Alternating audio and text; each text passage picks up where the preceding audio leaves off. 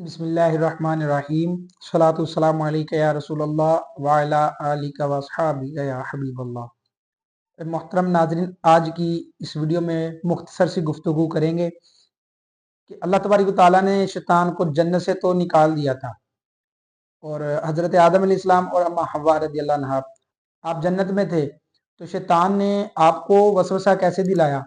क्योंकि शैतान तो जन्नत से बाहर निकाल दिया गया था। इस सवाल के मुफस्सिरीन ने चंद जवाब दिए हैं, जिनमें से पहला एक जवाब यह है कि इब्लीस सांप के मुंह में बैठकर जन्नत में दाखिल हुआ था।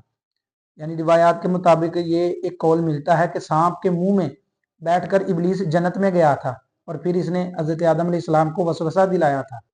और दूसरा कौल यह है कि इब्लीस जन्नत में दाखिल नहीं हुआ, बल्कि यूं हुआ था कि बाज़ औक़ात हज़रत आदम अलैहिस्सलाम और अम्मा हव्वा रज़ियल्लाहु अन्हा ये बाब जन्नत के करीब तशरीफ़ लाते थे, यानी जन्नत के दरवाजे के करीब तशरीफ़ लाते थे और इब्लीस ये जन्नत से बाहर दरवाजे के पास खड़ा होता था और यहाँ से उसने करीब आकर हज़रत आदम अलैहिस्सलाम को वसवसा दिलाया था। और इसके अलावा तीसरा जवाब कि इब्लीस ने ज़मीन पर रहते हुए ही हज़रत आदम अलैहिस्सलाम को जन्नत में वसवसा डाल दिया था, क्योंकि उसे इतनी ताकत मिली हुई थी।